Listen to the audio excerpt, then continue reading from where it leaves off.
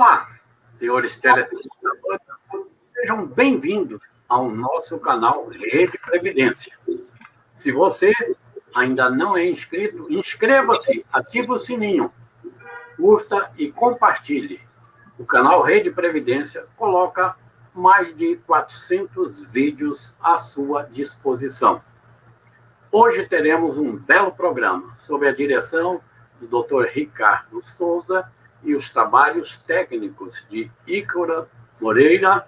Nós falaremos sobre benefícios por incapacidade e as suas recentes alterações, contando sempre com a parceria da minha querida doutora Helena, na apresentação aqui do programa Ao Vivo Doutor.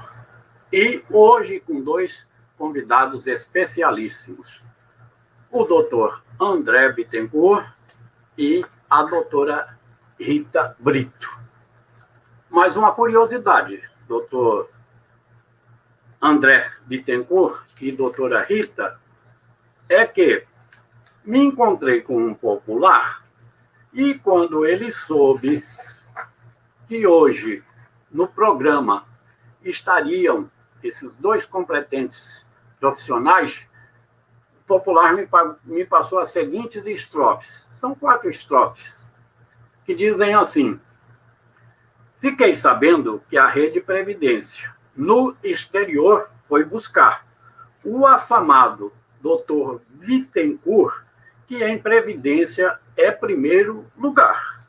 E no programa Ao Vivo Doutor, sua competência vai mostrar. Suas obras de valor têm grande repercussão, fornecendo sábias lições para toda a nação, sendo citadas até no STJ, na defesa dos cidadãos. E a Rede Previdência, para bater de goleada, convidou a doutora Rita Brito para resolver a parada dos nossos telespectadores sem deixar dúvida em nada. E feita as apresentações, vamos agora trabalhar, pois novidade é que não falta para você se atualizar e podem fazer suas perguntas, que as respostas vamos lhes dar. Muito bem. Vamos trabalhar? Vamos trabalhar. Bem, o Dr. André Bittencourt é um renomado professor, autor de várias obras, sendo uma best-seller, não é? Que é a dos benefícios por incapacidade. E, como o poeta popular aqui descobriu, é uma obra muito citada. É uma cartilha, não é? É uma bíblia, é uma constituição na mão dos advogados, não é? Quem quer falar de benefício por incapacidade tem que passar por aí. E doutora Rita Brito é apaixonada pelo tema benefícios por incapacidade. Competentíssima também, palestrante e sempre apoiadora dos colegas, muito dedicada também aí o tema perícias. Portanto, pessoal, tragam os seus questionamentos, que a doutora Helena Laranjeira está ali anotando tudo para que nós possamos passar aos nossos entrevistados. Vamos trabalhar, doutor André Bittencourt? Bora, vamos lá. Vamos começar falando sobre reforma. A reforma mexeu na renda mensal inicial dos benefícios por incapacidade? Bom, primeiramente, doutor Ney, quero externar aqui meu agradecimento, a possibilidade de estar com vocês aí no Ao Vivo Doutor. Você me honra e me faz ficar muito feliz, porque você sabe do quanto eu gosto dessa terra, quanto eu gosto dessa gente, e é muito bom embora vocês falem para todo o território nacional e até para o exterior, como disse aí o nosso amigo.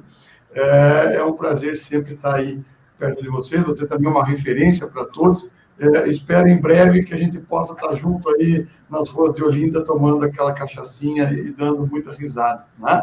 E também o meu abraço aqui para duas pessoas que a vida vive me fazendo cruzar de uma maneira muito bacana, muito interessante.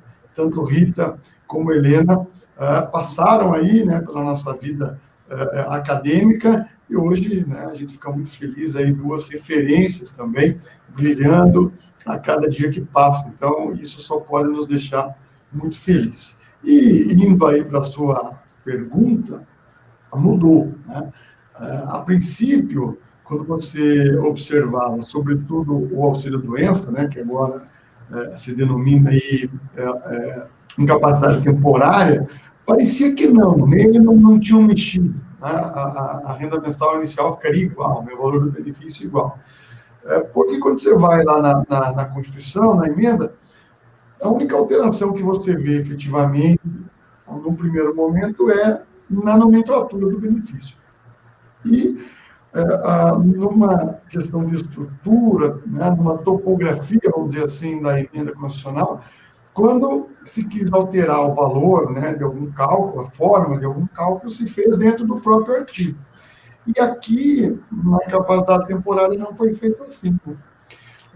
E aí, logo em seguida, veio uma portaria do INSS dizendo, não vamos calcular mais, levando em consideração 80% das maiores remunerações, né, que era como se calculava até então. Vamos levar em consideração todas as remunerações vertidas de 94 em diante, né, de julho, aplicando aí sim a alíquota de 0,91%. E na época eu fiquei em dúvida, confesso, mas depois até a professora Viviane Mazzotti foi uma das que me chamou e falou, olha aqui, vamos lá pensar isso aqui. E lá no artigo 26 da emenda, me parece que o constituinte derivado, ele quis deixar ali meio que um recado. Se eu esqueci alguma coisa lá em cima, aqui eu deixo claro que não. Eu não posso esquecer, né? Porque daí ele fala, olha, os benefícios do regime geral, até que a lei sobrevenha, serão calculados levando em consideração 100% das contribuições de julho de 94 em diante. Então, os benefícios do regime geral englobam, logicamente, a incapacidade temporária, né? Então, a alíquota ficou a mesma, mas quando a gente vai ver o número de contribuições que eu levo em consideração, a partir do momento em que eu levo em consideração as 20% menores, tem uma diminuição, né? A média diminui, e, logicamente, ao aplicar a alíquota diminui. Aí, a incapacidade permanente, né, essa sim sofreu um ataque significativo, porque somente se ela for decorrida do acidente do trabalho é que ela fica com a alíquota integral, né, a alíquota 1, mesmo assim já tendo uma diminuição, porque também você vai pegar você vai pegar também, melhor dizendo, as 100% das contribuições vertidas de julho de 94 em diante, o que faz a média diminuir, tá? E aí, quando não é decorrente do acidente do trabalho, aí é o pior dos mundos, porque daí você vai partir de 60%, mais 2% a cada ano contribuído, que superar o mínimo, que é de 20%. Então, se a pessoa tiver 20 anos, 11 meses de contribuição, né, ou 19 anos, 10 meses de contribuição, enfim, ela vai ter direito a um benefício de 60% da média. E a partir do momento que ela completa, então, mais um ano após o mínimo de 20, então só a partir dos 21 anos de contribuição, é que ela vai tendo esse aumento gradual aí de 2% a cada ano contribuído. Isso traz uma drástica diferenciação no valor do benefício, e isso é importante porque também vai fazer diminuir o valor de outros benefícios, né? Porque daí ele se tornou um paralelo para o benefício de aposentadoria, de pensão por morte, por exemplo, a pensão por morte, ela vai ter o valor ou do benefício da aposentadoria que o cidadão tinha como referência, ou do benefício de aposentadoria por incapacidade permanente que ele teria direito no óbito. Então, logicamente, ele vai ter esse efeito cascata ainda. E o auxílio-acidente, embora também só tivesse mudado ali a questão de quantas contribuições pegar, mantendo-se a líquida de 0,50, a medida provisória 905, ela já tentou trazer como referência também para este cálculo a aposentadoria por incapacidade permanente. Depois acabou sendo revogada, né, pela MP 955, mas certamente essa redação voltará. Então, nós vamos ter reflexos aí também. Doutora Rita Brito, vamos mexer aí na sua paixão. Perícia médica, atualmente, como é que está essa situação? Os peritos cada vez mais não fazendo a atividade como deve ser feita, né? Agradecer também, inicialmente, né, a doutor André Bittencourt, que foi quem me deixou apaixonada pelo direito na questão de perícia médica e benefício por incapacidade. Particularmente, eu tenho muito cuidado na questão da perícia médica de orientar o cliente como proceder. Não proceder da forma de como conduzir uma perícia, mas da documentação, o cuidado da documentação que a gente junta, a questão do início da incapacidade, do início da doença, para deixar isso bem claro para o perito. Infelizmente, os peritos não têm observado muito a questão de início de incapacidade, início de doença, relatórios médicos, a gente juntar os relatórios médicos, os prontuários médicos, que, como o doutor André Bittencourt aí falou, tem a questão da renda mensal, né, do cálculo do benefício. E quando a gente estabelece a data do início da incapacidade e a data do início do benefício, isso pode interferir lá na frente na questão da renda mensal inicial.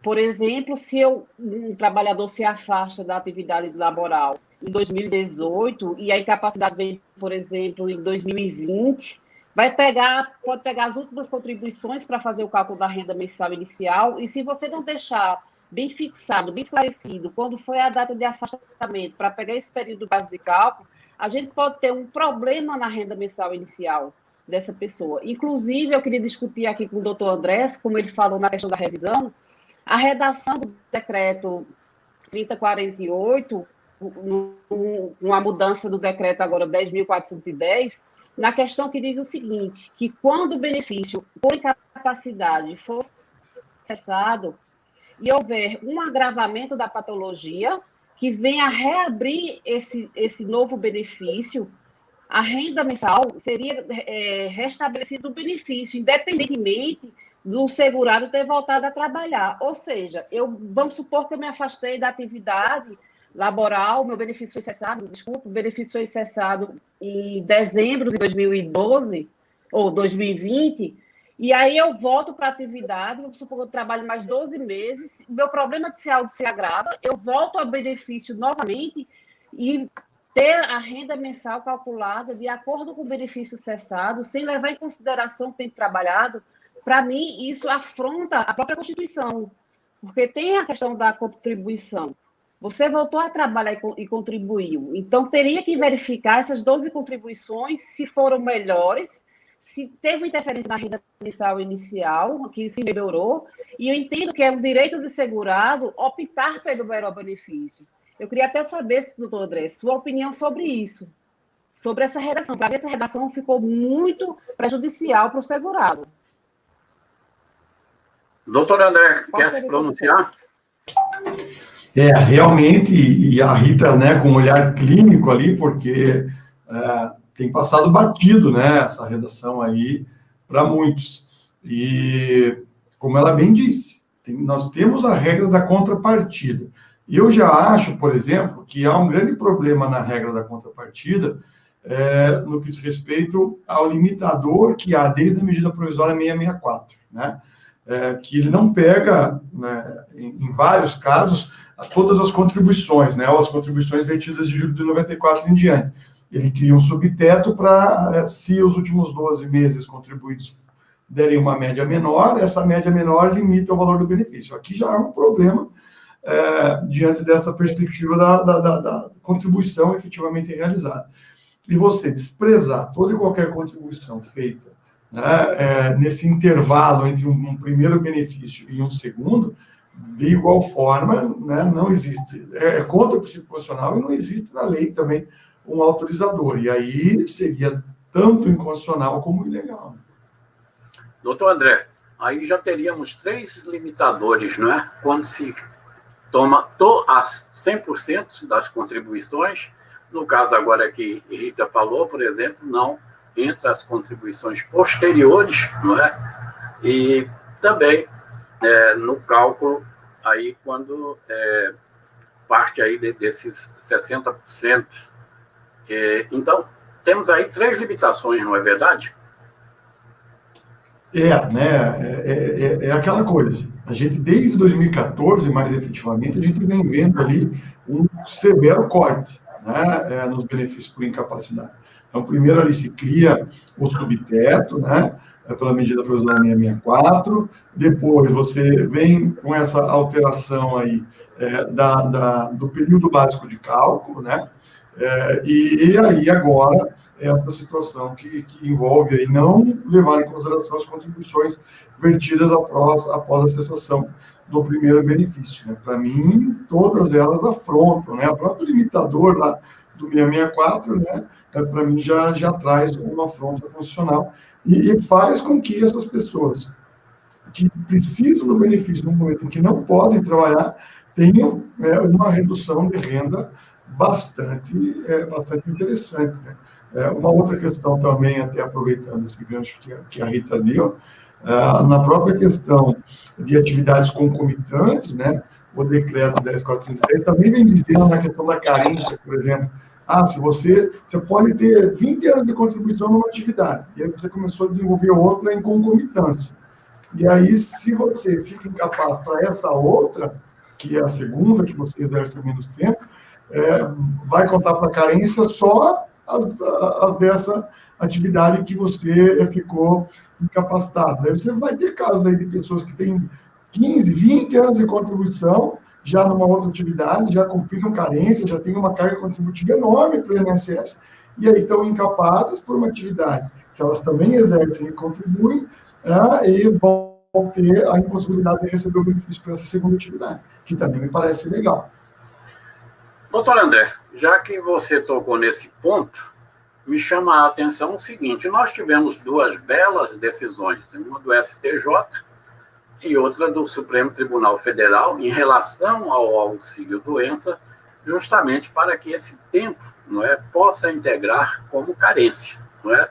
O tempo especial para aquelas pessoas que forem afastadas por auxílio-doença, que trabalham em atividade especial, mesmo que auxílio-doença comum, e também aquela em que o auxílio-doença intercalado, né, como diz o Supremo, o mesmo auxílio-doença comum, pode contar também como tempo de carência. Então, essa posição aí que você acabou de citar do decreto vem justamente na contramão, né, dessas 2 decisões, porque ela está procurando tirar a complementação do tempo de carência. Exato, né? E é importante você tocar nisso, doutor Ney, porque, veja lá, nós tínhamos, né, a jurisprudência já firme no sentido de como a gente deveria entender essa carência, o tempo em de benefício, como é que a gente deveria entender, né? E aí a gente tem até a súmula 73 da Turma Nacional de Uniformização, né? Se for um benefício decorrente assim do trabalho, contará de forma automática como tempo de contribuição e carência, e se não for, terá que ser intercalado entre períodos contributivos, né? E o decreto também vem agora e diz, né, que não, que sempre terá que ser intercalado entre períodos contributivos, né, para contar como tempo de contribuição. Então, ele elimina o quê? Ele elimina a contagem automática, quando é decorrente assim do trabalho, e ele elimina a contagem para fins de carência. A questão até do acidente do trabalho contar de forma automática pode ser que, efetivamente, o decreto faça com que os fatos geradores ocorridos após o seu advento não sejam contados de forma automática, porque essa autorização, efetivamente, ela existia no decreto apenas, tá? Aí, ok, mudou o decreto, então tudo bem. Os fatos geradores ocorridos depois, pode ser que eu tenha que ter a contribuição de retorno também. Isso é um ponto. Agora, a contagem como tempo de contribuição e também como carência, né, quando houver aí contribuições posteriores. Quando a Turma Nacional de Informatização, o STJ também tem precedentes, se manifestou sobre esses temas, ele fez a interpretação não com base no decreto, ele fez a interpretação já com base em questões constitucionais e também legais, né? Levando em consideração a Lei 8.212 e a Lei 13 aqui.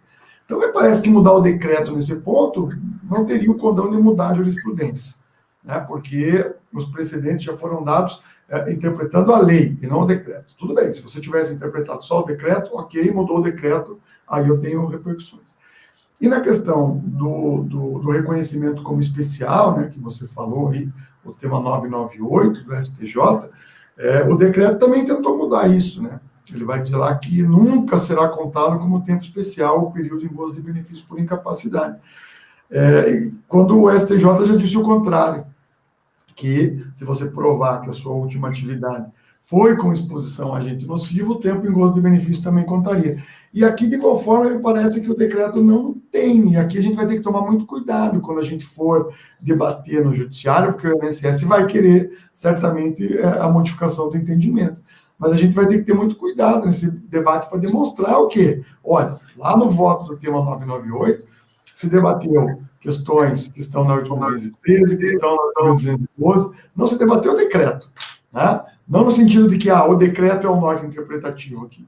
Então, se mudou o decreto, essa mudança é ilegal, porque nós já interpretamos a lei e já dissemos como é que tem que ser a interpretação da lei. Então, não poderia o decreto agora vir e tentar barrar isso. Me parece, Ney, aqui, que, na verdade, essa alteração do decreto, até porque ela é mais fácil de passar, né? Ela depende do executivo, já uma preparação, né?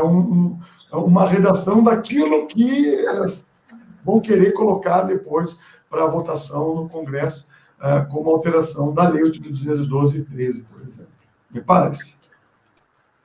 Doutora Rita Brito, outro cuidado que precisamos ter é na geração dos benefícios, né? Quando o benefício é um benefício comum, um benefício previdenciário, um benefício acidentário, não é verdade?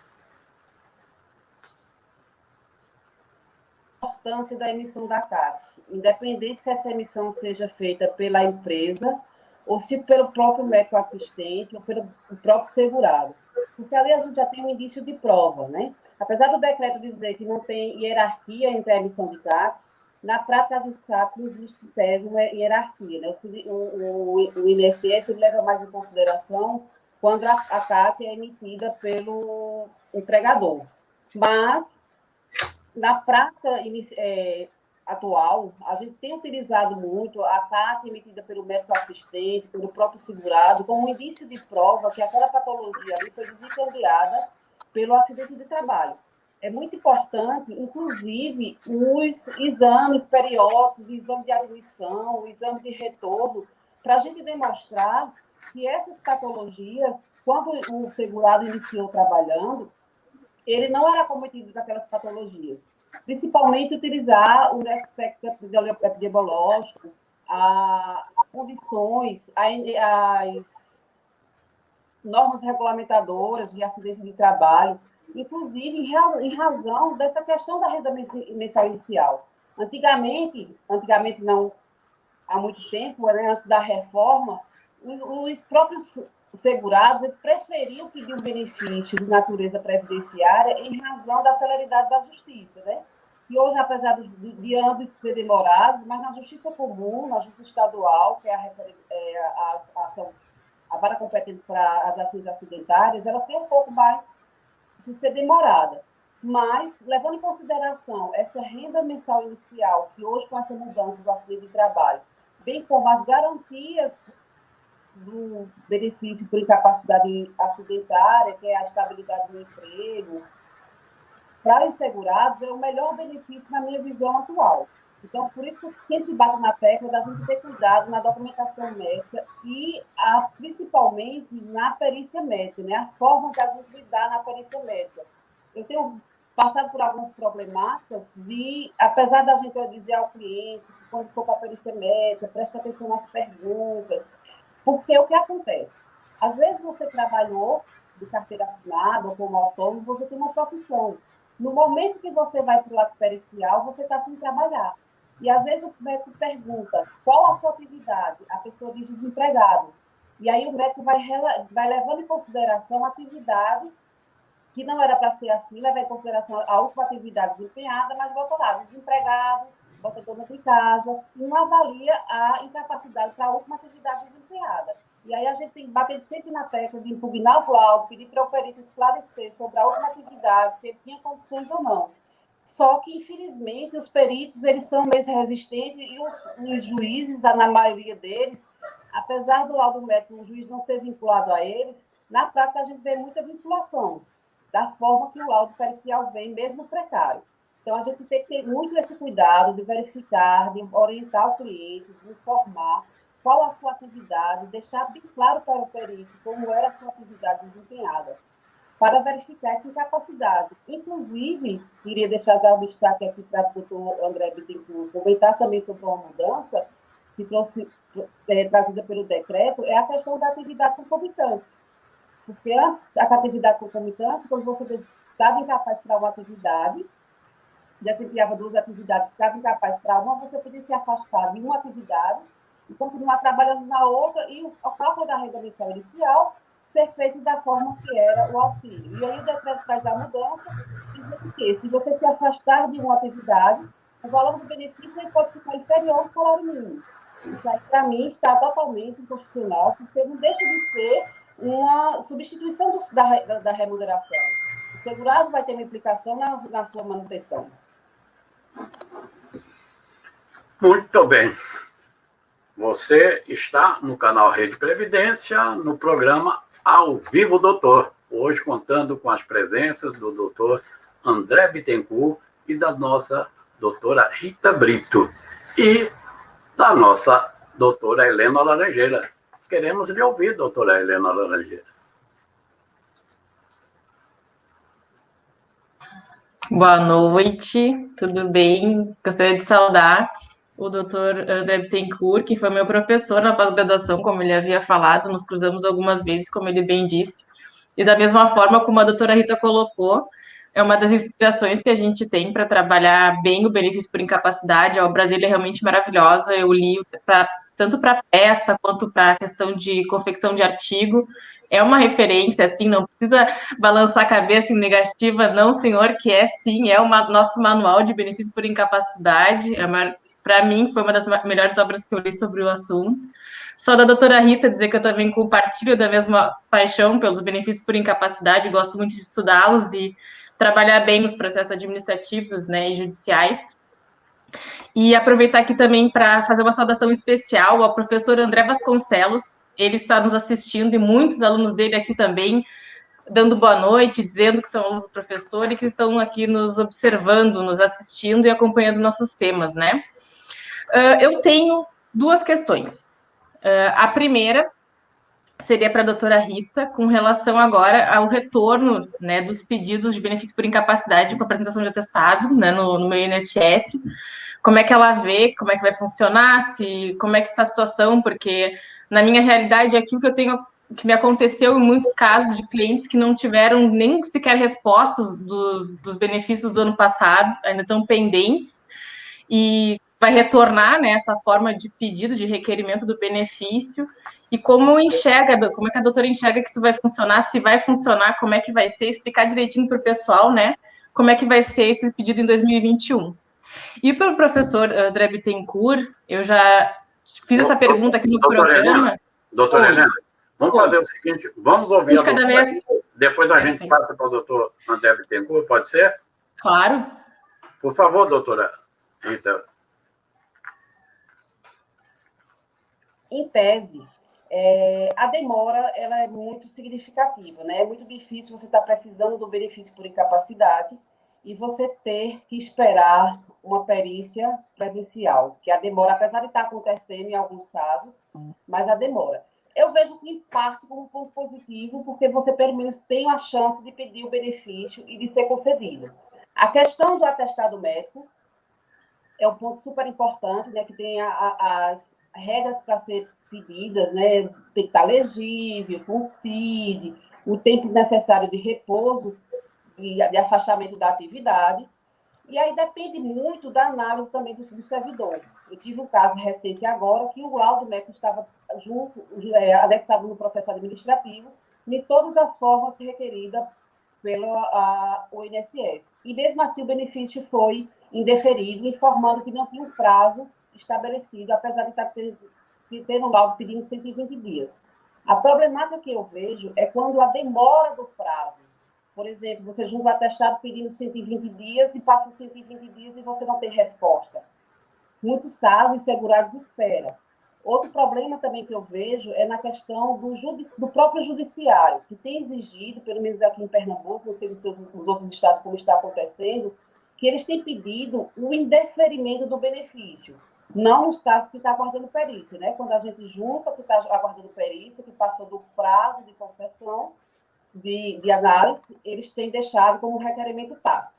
A problemática que eu vejo é quando você junta um atestado médico pedindo 120 dias de afastamento e o INSS vem e concede 60 dias.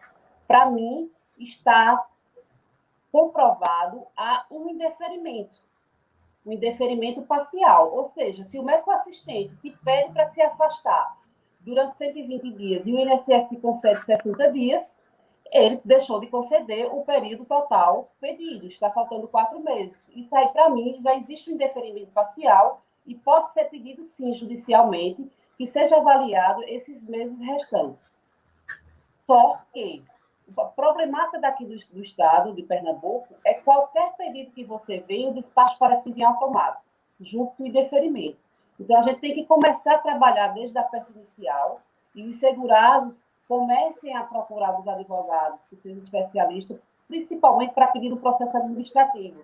A gente tem muito trabalho, às vezes, porque o próprio segurado pede sem saber fazer da forma correta. Então, quando tiver qualquer atestado médico passando o INSS, né, concedendo benefício num período inferior a que o seu médico assistente esteja pedindo, cabe sim para mim um pedido judicial. Outra problemática que tenho encontrado nos processos administrativos por avaliação dos laudos médicos é quando tem um pedido de afastamento por necessidade de tratamento cirúrgico. A gente sabe que a lei diz que quando é necessidade de tratamento cirúrgico, não é um tratamento obrigatório. Então, o benefício era para ser concedido sem data de cessação. É outro caso também que eu tenho pleiteado judicialmente que seja concedido o benefício, que seja passado pela perícia judicial por um indeferimento parcial, já que o assistente médico pede o afastamento por necessidade de tratamento cirúrgico, esses benefícios não poderiam estar sendo concedidos com data de cessação. Então, resumindo, tem os seus benefícios, sim, a concessão dessa forma que está sendo concedida, por atestado médico. Outro problemático que tem é quando a renda mensal inicial, né, está sendo o salário mínimo para as pessoas que ganham mais, e essa questão de quando é tratamento cirúrgico, e quando é um pedido que o médico assistente pede um período maior e o INSS tem sempre concedido um período menor. Para mim, a problemática se estabelece aí e cabe ao segurado, sim, pedir judicialmente. Observando que, apesar de, nesse ano, estar sendo concedido o benefício com o valor real que o beneficiário tenha direito, mas também tem aquelas 3 exigências, né, para que se possa, de fato, acolher esse pedido de auxílio-doença sem perícia. Bom, quero agradecer também a presença aí, nos assistindo com seus alunos, o doutor André Vasconcelos, endossar aí as palavras da doutora Helena Laranjeira, doutor André Vasconcelos, uma pessoa queridíssima e competentíssima, por isso mesmo ele tem um programa aqui semanal no nosso canal Rede Previdência, e breve entrará com outro programa. E certamente é uma das pessoas que breve estará aqui também participando de um programa ao vivo, doutor. Doutora Helena, a senhora tem agora uma pergunta dirigida ao doutor André Bittencourt, né? E eu gostaria que fossem destacadas também depois as perguntas dos nossos telespectadores. Não podemos deixá-los sem respostas. Por favor. Por enquanto, estamos sem perguntas. Então, está tranquilo por aqui. Com relação ainda só na continuação do que a doutora Rita falou, da questão do prazo de análise, né? Só para nos destacar o prazo que a senhora aguarda para fazer o pedido judicial, porque isso também gera muita dúvida. O benefício aguarda 30 dias, 45. Tem gente com dúvida se são 180 dias, porque nós tínhamos que aguardar 180 dias para análise dos pedidos, dos requerimentos administrativos de aposentadoria, para requerer judicialmente. Então, eu gostaria, por favor, que a doutora frisasse os prazos certinhos, para a gente também ter essas referências aqui gravadas no nosso programa, e também colocar mais uma observação, que quando a demora da análise, às vezes, dos pedidos, né, do pedido do benefício por incapacidade, quando vai ser analisado o pedido, o laudo já está vencido. E muitas vezes os segurados que fazem seus próprios pedidos não sabem que não podem fazer o pedido, o requerimento administrativo do benefício por incapacidade, com o laudo já vencido, ou às vezes com alguns poucos dias por vencer, às vezes uma semana, e eles não têm conhecimento que vai sobrevir, né, um indeferimento. Então, também que a doutora comentasse essas questões, eu já passo depois a minha pergunta para o doutor André Bittencourt. Podendo ser prorrogado por mais 30, se fosse de forma fundamentada. Mas, na prática, eu tenho esperado 90 dias para poder ajuizar a ação, para não ter problema com o judiciário, questão de prazo, né? E até mesmo por conta do acordo que foi feito com o STJ. E na questão dos laudos médicos, mesmo que vencido, o perito tem que avaliar a incapacidade pretérita. E, normalmente, tanto nas ações acidentárias, que eu trabalho mais com benefício de capacidade acidentárias, quanto nos próprios processos da justiça do trabalho, quando a gente tem pedido indenização pelo período que ficou incapaz, a gente tem muito batido na tecla do perito avaliar a incapacidade pretérita. E estamos tendo bons resultados, mesmo com os laudos entrando judicialmente. Por exemplo, nesse caso da incapacidade ter sido só 6 meses, e o benefício ter sido indeferido, judicialmente foi reconhecida a incapacidade pretérita e concedido as parcelas vencidas. Tem dado resultado. Na Laranjeira, vai me permitir eu fazer uma pergunta aqui agora para o doutor André Bittencourt, até porque é um tema que nós não poderemos deixar de abordá-lo dentro do programa, e a nossa hora já vai adiantada. É um tema atual, doutor André Bittencourt, que é justamente a Covid-19, não é? Que pode gerar aí benefícios previdenciários, trabalhistas, assistenciais, e até, não é? Como foi agora a Lei 14.128, não é? Dando aquela espécie de pensão especial no valor de R$50 mil para o profissional que se incapacita, profissional da saúde ou aqueles que também auxiliam, se tornar incapacitado permanentemente, e também prevendo aí a bonificação para os dependentes no caso de óbito. Então, a Covid realmente trouxe muito estudo aí sobre os seus reflexos nos benefícios previdenciários, assistenciais e outros mais, não é, doutor? Muito bem colocado aí, Nenê. A gente hoje vive um momento que vai perdurar aí por anos e anos e anos esse debate. Não sabemos quando acabará, enfim, mas a gente vê muitos reflexos, né?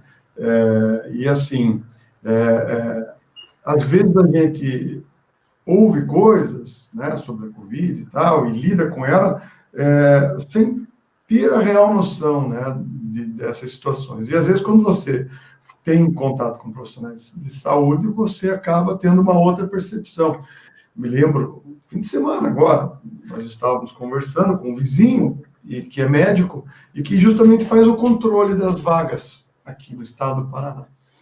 E aí eu perguntava, e daí, fulano, como é que tá?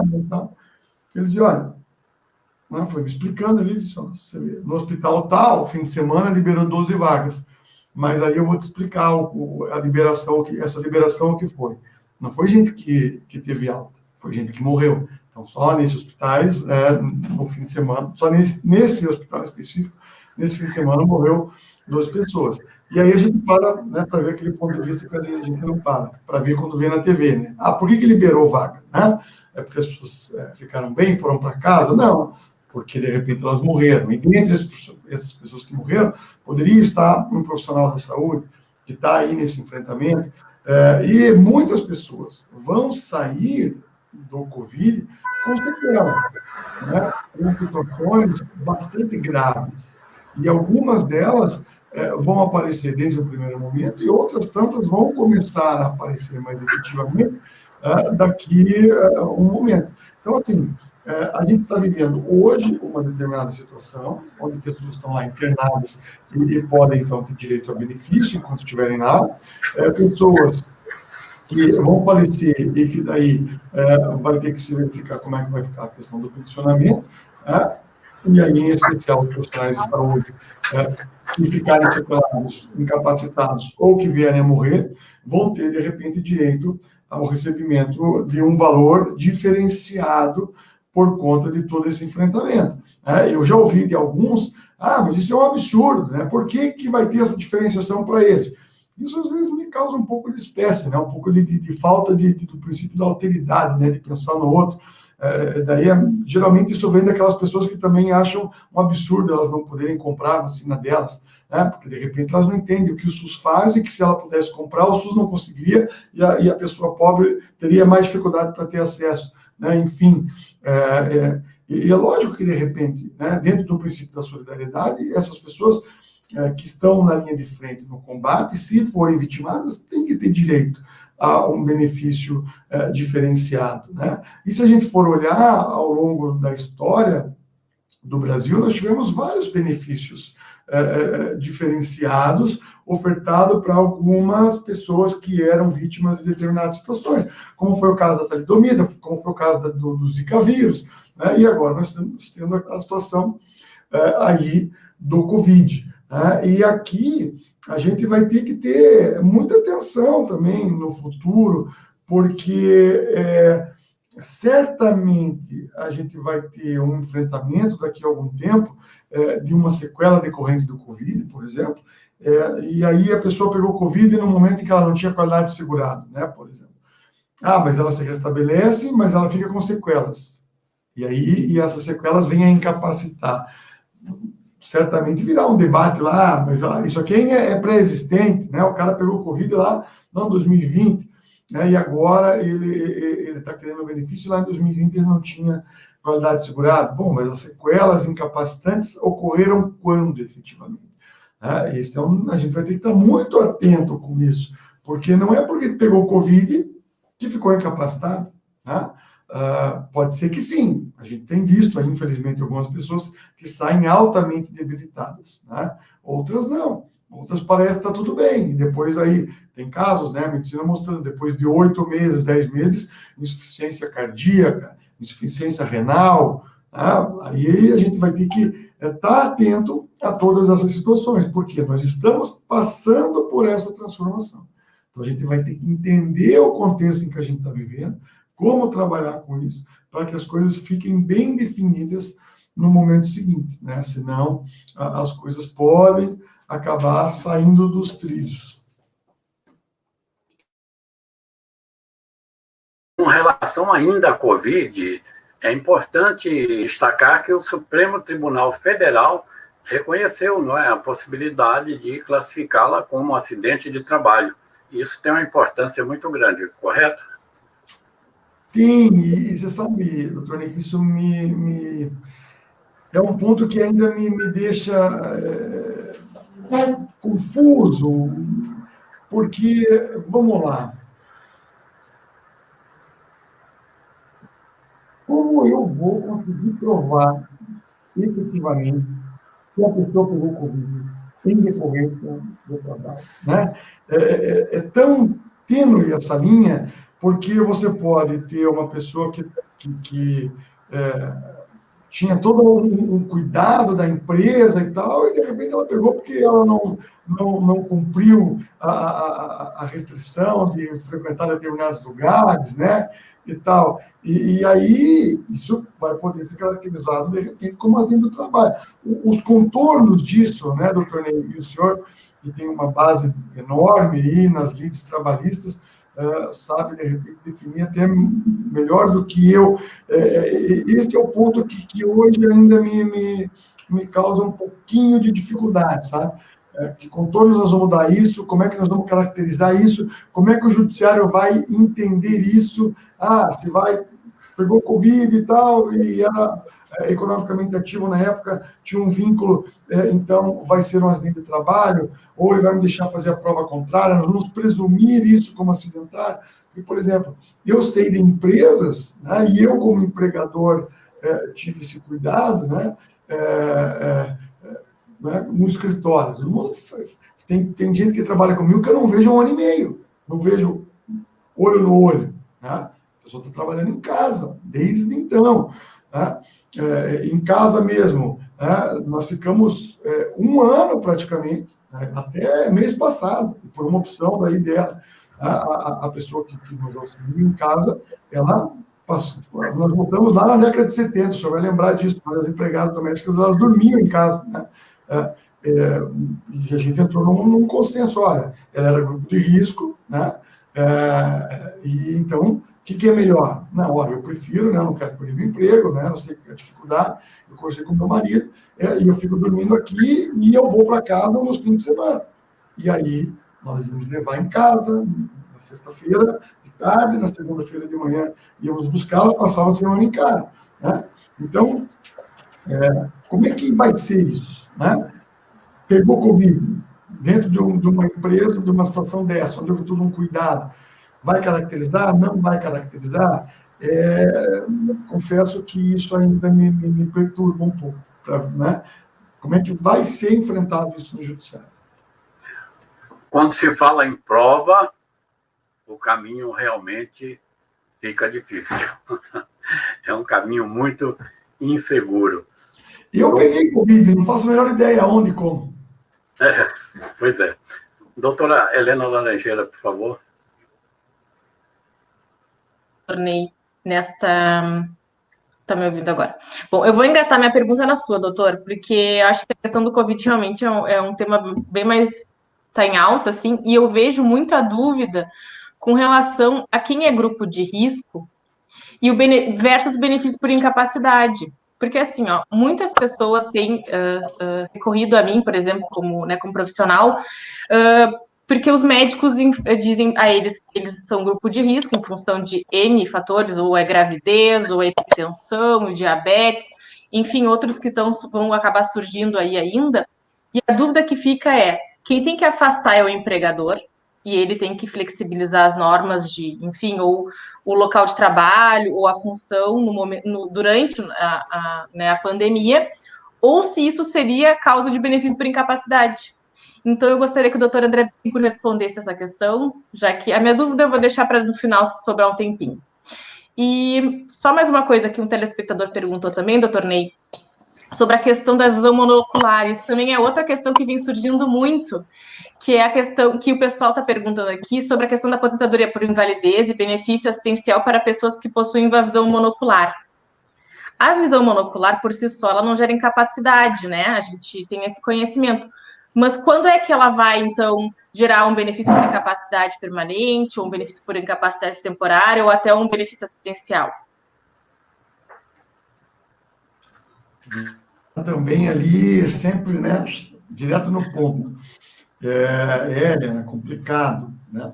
Isso daí, vou começar ao contrário, tá? Essa questão da visão monocular, esses dias até me perguntaram e a minha resposta foi a seguinte, agora me entendo, tá? Entendo o contexto que eu vou responder isso. Olha, para mim, essa lei choveu no molhado.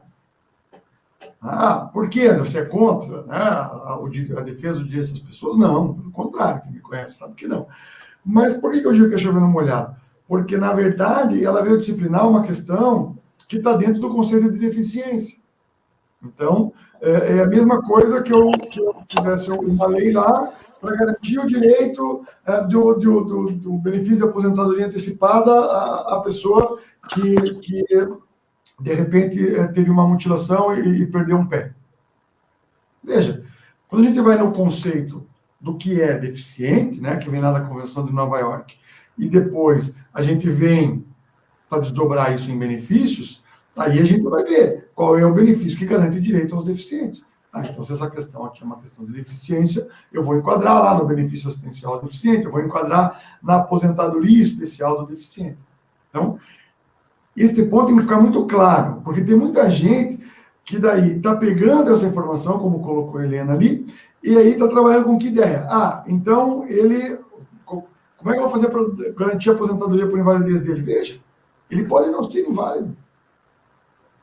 O fato de ele ter uma deficiência, por mais grave que seja a deficiência, não quer dizer que a pessoa está inválida. Aí eu vou ter que verificar se essa deficiência é de tal ordem que, atrelada ao meio ambiente do trabalho em que ela está inserida, ela está impedida de realizar a atividade dela. Eu sempre trago um exemplo que nós temos no PRT9 aqui, da nossa região, um desembargador, excelente desembargador, referência nacional, e ele é cego. Não tem nenhum resquício, até onde sei, visual. E é um excelente profissional. Não tem nada de incapacidade em nenhum sentido, tá? Se é que vocês estão me entendendo. Então, ele é uma pessoa plenamente capacitada, um profissional excelente, respeitado, mas ele tem uma deficiência, e uma deficiência importante. Pode ser que uma outra pessoa, num outro contexto, numa outra idade, a pessoa sofreu um acidente e perdeu a visão e já tem uma idade avançada, não consegue se adaptar, né? E aí, logicamente, ela não ia conseguir fazer a atividade dela, de repente era uma atividade manual, ok, então ela tem a incapacidade. Então, assim, a visão monocular, ela vai afetar muito mais aqueles trabalhos, de repente, onde a pessoa tem que ter um campo visual maior, onde ela tem que ter uma ideia de profundidade. Né? Então, por exemplo, se ele trabalha exposto à corrente elétrica, de repente ele não está podendo voltar a exercer essa atividade, mas também ele não estaria inválido, ele poderia ser reabilitado por outra função. Eu já tive casos de clientes que trabalhavam com exposição à energia elétrica, davam manutenção em linhas de alta tensão, a pessoa sofreu um acidente automobilístico, perdeu a visão de um olho. Então, assim, como ele perdeu a noção de distância, ele não poderia mais trabalhar dando manutenção em linhas de alta tensão, né? Porque às vezes ele não ia saber ali a que distância efetivamente ele estava de uma situação de perigo concreto. Então ele ficou em gozo de benefício de incapacidade temporária e foi reabilitado para outra função, né? São questões diferentes. Helena, eu vou te pedir uma gentileza, como eu me alonguei aqui, se você puder me relembrar a outra pergunta para eu te contextualizar. Com certeza. E já também engatando aí na sua exposição, é caso, por exemplo, talvez, eu tenho um cliente que ele é motorista, é freteiro, e perdeu realmente a visão de um olho num acidente automobilístico. Só que para ser freteiro e trabalhar com isso, ele tem que ter a carteira C. E ele não pode renovar a carteira C com a visão monocular. Ele pode ter a carteira A e B, mas a C ele não pode mais. Então, esse, por exemplo, até seria também um exemplo, talvez, aí de benefício por incapacidade permanente. Se conseguir comprovar que por A mais B ele não tem, talvez, os requisitos para reabilitação profissional, que no meu caso o cliente tem uma idade já perto dos 60, né? Argumentar a questão da incapacidade social, né? Porque a incapacidade social é quando, por mais que a pessoa se reabilitasse, ela não é absorvida pelo mercado de trabalho, que acredito que seria, por exemplo, o caso desse meu cliente, porque a pessoa com uma idade avançada, se ela começar a estudar agora mais um ano ou dois, com 60 anos, quem é que emprega uma pessoa, né? Que trabalhou sempre com frete, por exemplo, que trabalha na zona rural, que é o caso desse cliente. Então, também são vários requisitos, né, professor? Não é só a incapacidade física, mas a social também deve ser trabalhada em muitos processos, né? E a minha dúvida, não sei se gostaria de acrescentar. A questão da quarentena, do isolamento, né? Isso. Quando é grupo de risco, se quem tem que se responsabilizar é a empresa pelo afastamento ou o INSS. Porque, na verdade, o ser um grupo de risco não incapacita totalmente para o trabalho, talvez não se enquadrasse como incapacidade, mas e aí, né? ou a gravidez, ou uma hipertensão, porque tem tido comprovação de que esses grupos, eles estão tendo gravidez mesmo até um parto precoce, algum tipo de sequela, não sei muito bem a repercussão na criança, mas a mãe, enfim, foi mais ou menos essa pergunta. A empresa ou o INSS tem que ser responsabilizado pelo afastamento? Maravilha, não, ótima pergunta. Bom, nós tivemos, né, a Lei 13.979, e aí alguns artigos dela até perderam vigência. Esse é o problema depois, né, na conversão ali da medida provisória em lei, tivemos algumas coisas afastadas. No primeiro momento, me parece, quando veio lá em 2020 ainda, né, março, abril de 2020, toda o arcabouço legislativo ali para amparar essa questão de crise, né, a ideia era, e muitas vezes se colocou, né, que o governo, o INSS pagaria os benefícios desde o primeiro dia, mesmo para o segurado empregado, e ali, na Lei 13.979, tinha dois termos, isolamento e quarentena, que no jargão popular eles vêm sendo usados de maneira sinônima, e ali na lei não era, né? O isolamento era para aquelas pessoas que efetivamente estavam com o vírus, né? Eles estavam com o vírus, então eles precisavam se isolar, mas a quarentena era para aquelas que tinham a suspeita, né? Então ela ficava ali de quarentena para não ter contato com outras pessoas e, de repente, se tivesse a confirmação, ter contaminado outras pessoas. Mas o ponto e para aquelas pessoas que efetivamente não podem sair de casa para trabalhar, porque elas têm uma situação de grupo de risco. Olha, Helena, eu tenho uma opinião muito particular, mas eu confesso que é uma opinião minha particular, né? Eu entendo que o risco a ser coberto pelo benefício por incapacidade é a impossibilidade de auferir renda. A impossibilidade de auferir renda. E que isso decorra de alguma patologia. Tá? Para casos extremos, nós temos, por exemplo, a súmula 78, né, da TNU, que fala da questão da estigmatização do vírus HIV. Então, a pessoa pode até nem estar incapacitada, pode ter a doença, mas não estar incapacitada, mas pela questão da autoestigmatização, ele não conseguir se enquadrar no mercado de trabalho, ele ter direito ao benefício. Né? Então, é uma situação extrema que requer um tratamento extremo. Aqui me parece que também deveria ser esse o entendimento. Né? Aquela pessoa não está saindo de casa que ela não quer se encostar no Estado. A questão é, se ela sair, ela vai morrer. Ou a chance dela morrer é muito maior do que se outras pessoas que não têm comorbidades. André, mas tem pessoas que têm e não sabem, então saindo e acabam morrendo. Ok, mas se eu já sei de antemão que a pessoa tem comorbidades, que essas comorbidades são importantes, porque até esse mesmo médico que eu citei agora há pouco, né, em conversas lá, ele sempre diz, na verdade as pessoas morrem de Covid.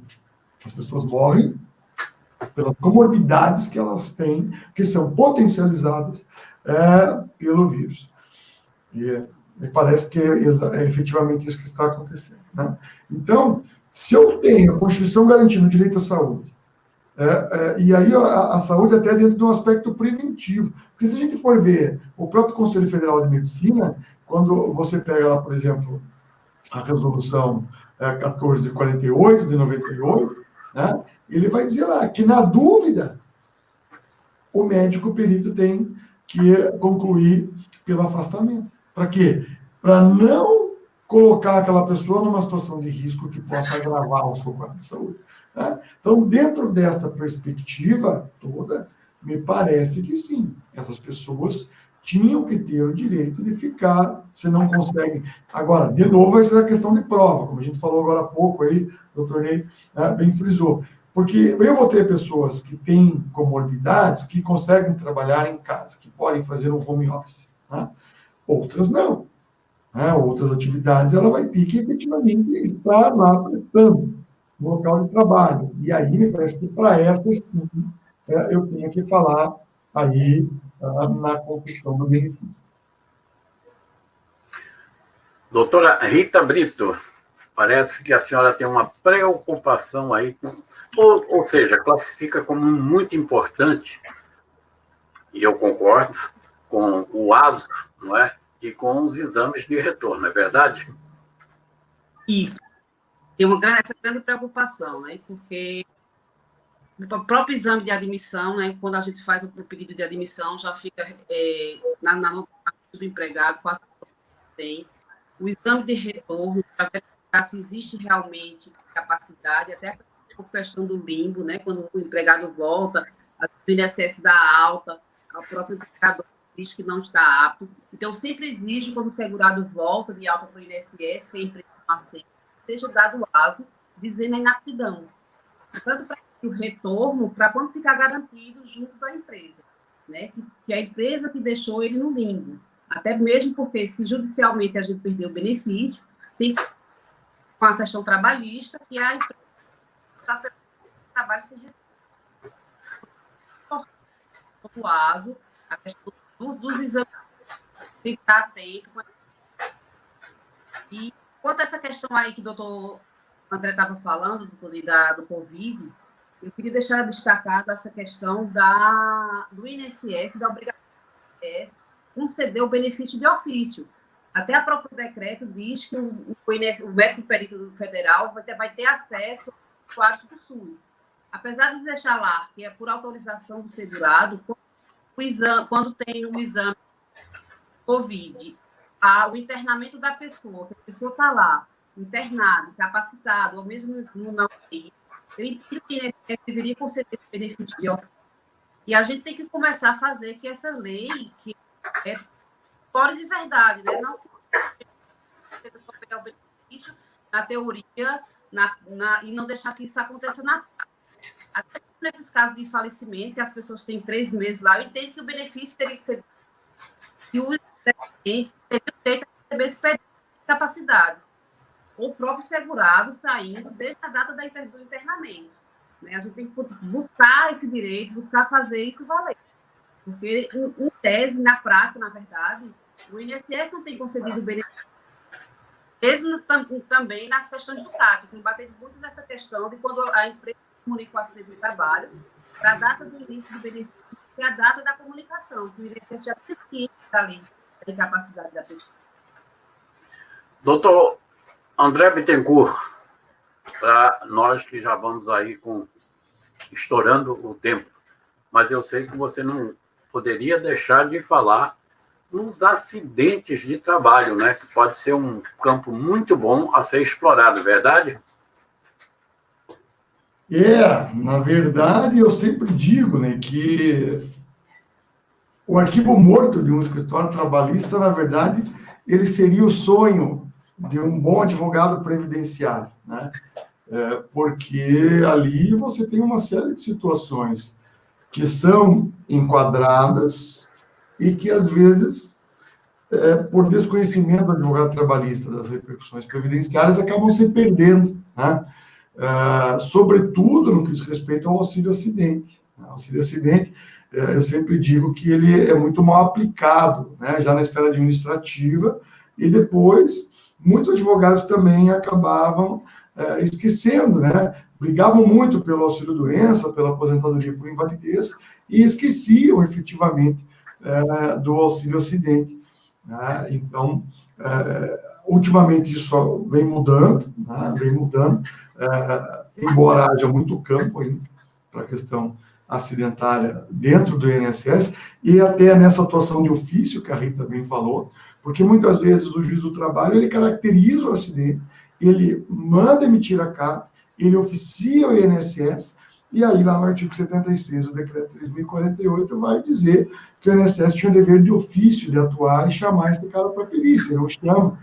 E ali, na verdade, se você conseguir comprovar que isso aconteceu, você tem a fixação de uma DER, né? E aí você poderia depois ir pleitear até eventuais atrasados aí a esse respeito, né? Então, o auxílio-acidente me parece uma relação bem interessante aqui com a atuação trabalhista e agora, mais do que nunca, com a questão do valor do benefício de incapacidade permanente, né? Que só o acidentário vai corresponder à integralidade da média. Então, muitas vezes eu vou ter uma interdependência aí, porque a gente vai ver, de repente, situações do INSS conceder um benefício como comum, e aí depois a caracterização ocorrer na Justiça do Trabalho, aí você vai ter que vir com toda essa prova, se não fez esse debate antes, junto ao INSS, porque muitas vezes o benefício vai vir antes do que uma sentença trabalhista, né? Porque o cidadão está sem a alimentação naquele período, precisa ficar afastado, e aí depois é que ele vai discutir, de repente, numa ação trabalhista a questão, e muito tempo depois que vem até uma decisão que efetivamente reconhece como acidente do trabalho, né? E aí você teria que vir e fazer toda uma revisão frente ao INSS, para que o valor do benefício fosse, então, recalculado. Né? Então, a gente está muito atento a isso. E aqui, me parece, sobretudo aos inicialistas, que tenham um pouquinho de calma antes de sair já com as ações de conversão, porque tudo isso vai ter na Justiça Estadual, vai demorar muito, né? Geral, né? A Justiça Estadual, nesse ponto, ela é mais lenta. E você vai ter situações em que o benefício, às vezes, sai como comum pelo INSS, mas era possível fazer o enquadramento de NTEP, né? E aí, ao invés de você ir para a justiça, fazer perícia, até para discutir se está capaz ou não, e tal, um recurso administrativo para enquadrar no NTEP, né, fazendo aquele cruzamento de dados lá do Código Brasileiro de Ocupação, da CID, né, da doença, e também do Código Nacional de Atividade Econômica da empresa, você conseguiria esse enquadramento do NTEP já de forma objetiva, né? Às vezes o servidor não se atentou, e aí um recurso administrativo já resolve a questão sem perícia, sem nada, né? Simplesmente por fazer incidir a regra do NTEP aí. Então, você poupa tempo aqui nesse debate, né? Não vai ter que depois esperar, às vezes, lá precatória, RPV. Tem gente que ainda tem receio de ir para a esfera administrativa, mas eu acho maravilhoso, né? Você não tem precatório, você não tem RPV, você tem complemento positivo, tudo mais flexibilizado ali, prazos mais alongados para o debate, pode juntar documento até no dia da sustentação oral, né? Então, é muito interessante a atuação administrativa. E essa questão de utilizar os assistentes do trabalho, entender as suas repercussões, né, certamente vão trazer bons reflexos, sem falar, né, daqueles reflexos trabalhistas que a gente já sabe, né, o preço estabilitário, questão do FGTS, né, e tudo mais. Doutora Helena Laranjeira, quero agradecer mais uma vez aí a sua companhia, o seu apoio, a sua participação no nosso tão importante Ao Vivo Doutor de hoje, como tem sido sempre esses programas. Suas despedidas. Eu que agradeço a parceria de sempre, doutor. É um prazer estar com o senhor aqui. Um prazer enorme estar aqui com o professor André Bittencourt, né? Como eu já disse, é uma inspiração para mim e para vários colegas que eu conheço. Agradecer muito também a presença da doutora Rita, que eu ainda não conhecia, mas tive o prazer de conhecê-la e gostaria de manter contato. Também tenho essa paixão pelo benefício de incapacidade, como eu comentei antes. E é isso. Desejar uma boa noite, agradecer aos espectadores que nos prestigiaram e dizer que estaremos aí também de volta, provavelmente aí no dia 20 de abril, com outro tema importante, como sempre nós trazemos aqui, né, doutor Ney? Muito importante, né? Vamos falar aí das interlocuções do direito de família com o direito previdenciário. Então, desde já, preparem a agenda de vocês, preparem os seus questionamentos. Doutora Rita Brito, foi um prazer compartilhar o seu saber. O prazer foi todo meu. Agradecer ao senhor pelo convite. Doutor... Apaixonada pelo direito previdenciário, pelo direito do benefício de capacidade.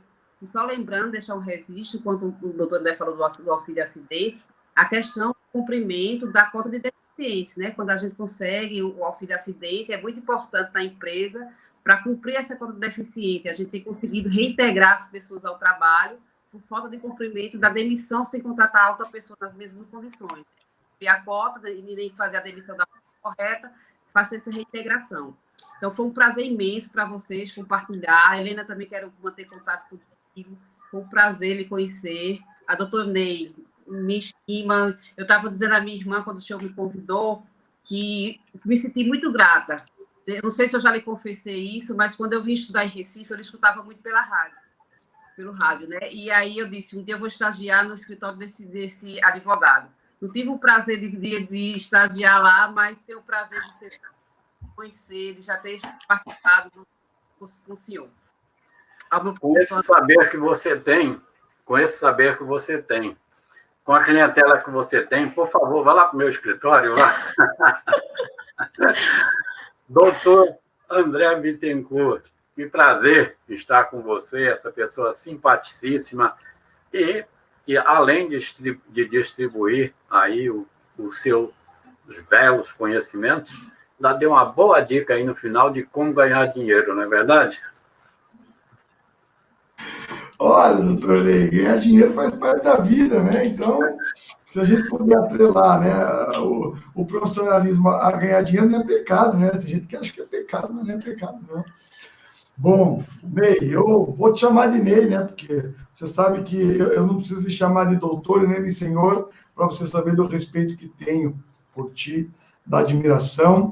Eu vejo, né, que tem muita gente nova ali nos assistindo, a galera lá do professor André Vasconcelos, como vocês falaram, também uma figura excepcional. Então, assim, para os novos e também para os não tão novos, mas que ainda não entenderam algumas coisas, o doutor Ney é aquele advogado que se deve ser.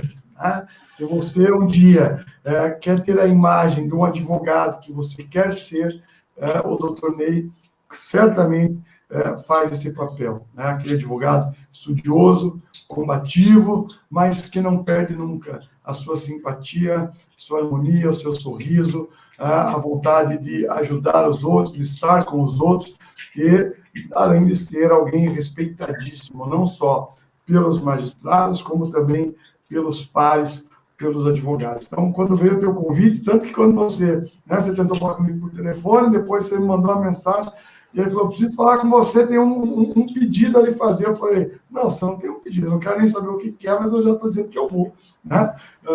Fazer o que a gente tiver que fazer aí. Então, uma honra ter lembrado do meu nome. Fico muito feliz de estar aí com a Helena e com a Rita, que tenho certeza que a vida ainda nos unirá aí por muitas outras situações boas. É bom ver que o previdenciário vem cada vez formando, né, mentes aí que fazem com que a coisa rode de um jeito diferente e que as pessoas que mais necessitam efetivamente estejam dentro de profissionais assim. Então, só tenho a te agradecer aí, doutor Ney. E se me permitir aí, posso sortear aqui um curso aí para os que estão nos assistindo agora, lá. Como tem muitos iniciantes aí, se me permitir, nós temos um curso bacana aí de advocacia para iniciantes. Se você me permitir, aí a gente sorteia. Aí está com você a bola agora. E, mais uma vez, obrigado a todos que nos assistiram também, porque sem eles a gente não é nada. É muito difícil ver você botar a mão no bolso, mas se você quiser botar, por favor, fique à vontade. Você sabe que não é assim, doutor. Bom, então, para quem estiver nos assistindo aí, vocês, quem quiser concorrer a um curso aí de advocacia previdenciária para iniciantes, tem Instagram da Rede Previdência ou não? Só tem o YouTube? Tem o Instagram, Tem sim, @Rede Previdência. Então, tira uma fotinha aí da tela com a gente aí, deixa a gente bonita, porque se deixar a gente feio já vai ser eliminado. E marca aí, @Rede Previdência, isso, né, Helena? Isso mesmo. Rede Previdência, e @professor André Bittencourt. Logicamente, se quiser marcar os demais aí também, por favor, vocês aí digam seus interesses. E aí, quem marcar, tirar a fotinha e marcar lá no estúdio do Instagram, vai estar concorrendo e a gente daí manda para o doutor Ney aí, o vencedor, para que ele faça as honras. Muito obrigado. Parabéns aí para o doutor André Bittencourt, né, que afrouxou o bolso. Bom, mais uma vez, meus agradecimentos a vocês que estão presentes. aos telespectadores, que são a razão de ser do programa Ao Vivo Doutor, a razão de ser do canal Rede Previdência, ao nosso grande mestre, doutor Ricardo Souza, que é o nosso comandante, criador, idealizador, e que também tem conduzido esse canal Rede Previdência crescendo assim absurdamente. Agradecer também ao nosso Ícaro, que está aí no comando técnico, e desejar que vocês que ainda não se inscreveram, se inscrevam no canal Rede Previdência, ative um sininho, compartilhe, curtam, mais de 400 vídeos aí para vocês.